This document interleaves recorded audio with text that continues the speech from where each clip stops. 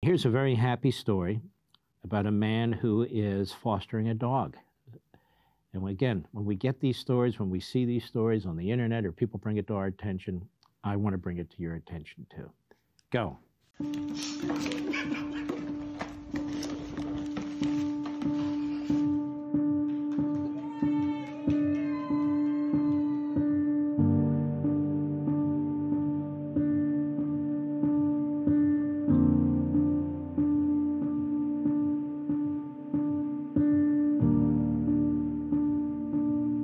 The shelter called me and they said there was a mommy dog who just delivered. They asked if I could come get them.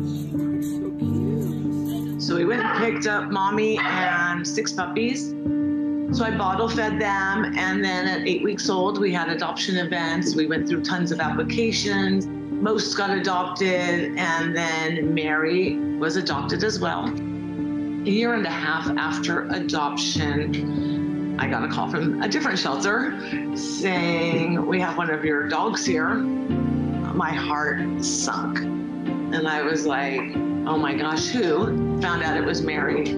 Went to the shelter to pick her up in a panic. She came out completely head down. I can see those scars on this dog's nose. They must have hit her snout with God knows what. You know, it makes me so sick to my stomach to see how people abuse dogs. Go ahead. There was a light strike on her ears. Oh my God, look, she's starving. Tail's between her legs. Look how this dog was abused. They go in, they adopt this as a puppy, and for 2 years, this dog is tortured, basically, facing hell. Go ahead. She chewed it to the bone. She just looked defeated.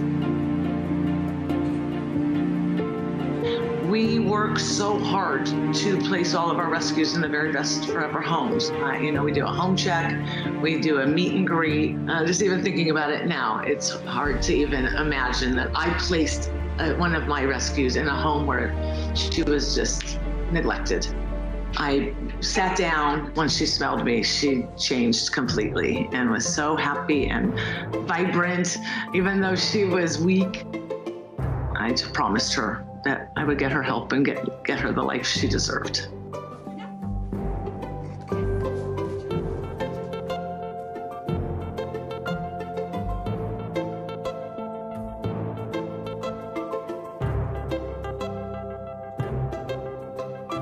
The husband did not want to get attached. He was making it very clear, this is just a foster. We are not going to foster fail.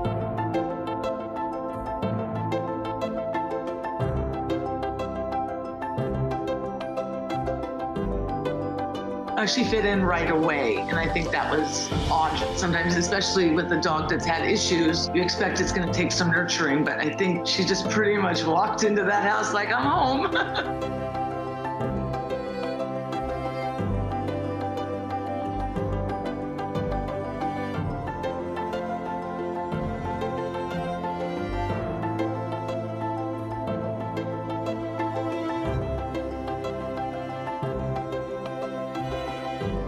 And the wife texted me and said, I want to surprise him for Christmas with adopting Mary. Can we do that? I'm like, of course. She said he loves her and she loves him. I know she fits in perfectly in our family.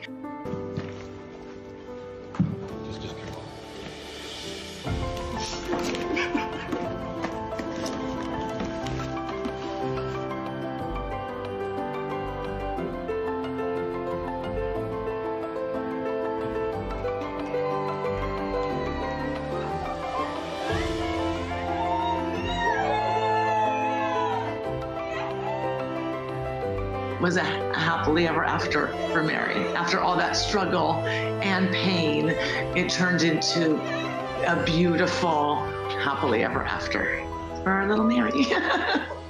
And that's her story. That's beautiful.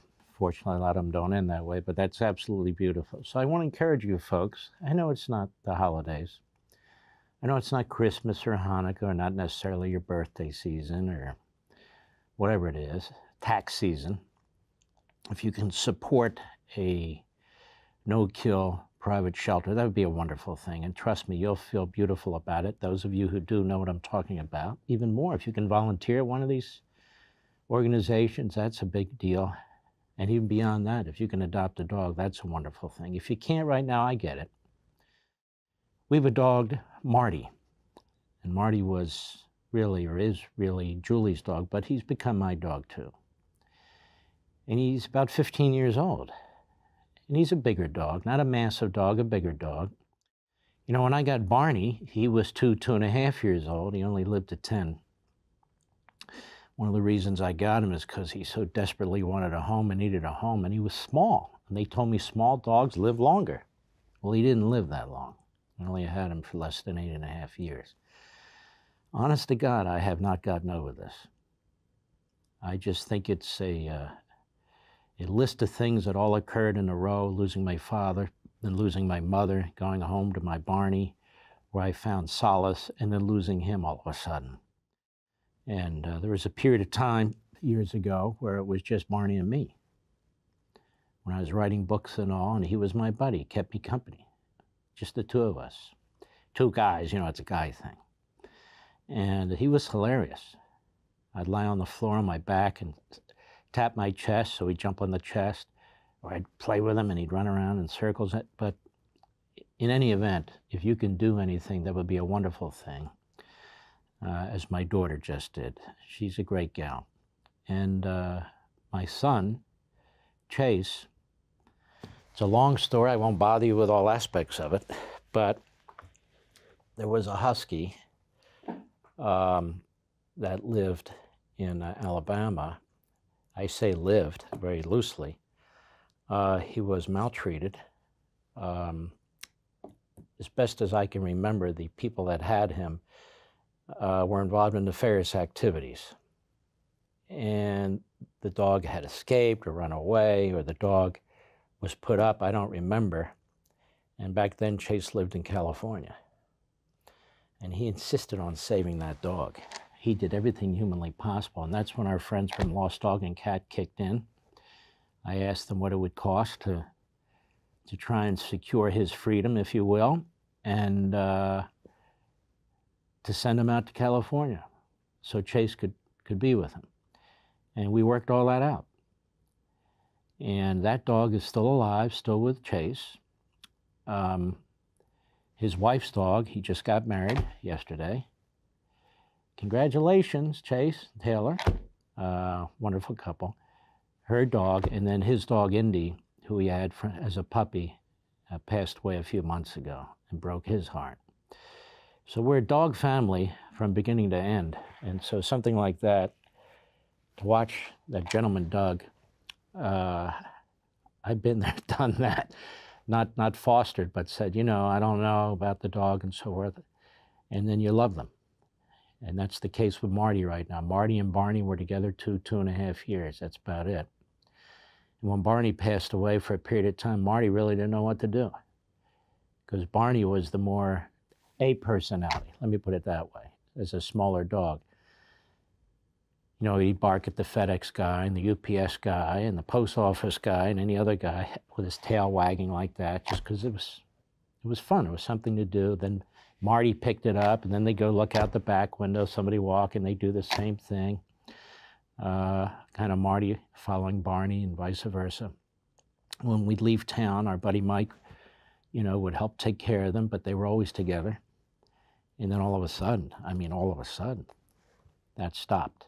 So I get all this. It's very, very important. And the real problem is dogs don't live that long. I was walking down the street the other day here in Florida, and a lady had 3 dogs. And the smallest one was this little white one that reminded me a little of Barney. And I didn't mean to get off on this, but here we are. And I said to her, that's a beautiful little dog. Looked a little older. I said, how old is that dog? She said, 17 years old. I've never had a dog reach 12. I said, 17 years old. Well, isn't that wonderful? I said, how's the health? Pretty good. You know, off and on, but doing pretty well. 17 years. What I would have done to have Barney or Pepsi or Griffey or any of them, Sprite, for 17 years. For more, sign up for LevinTV.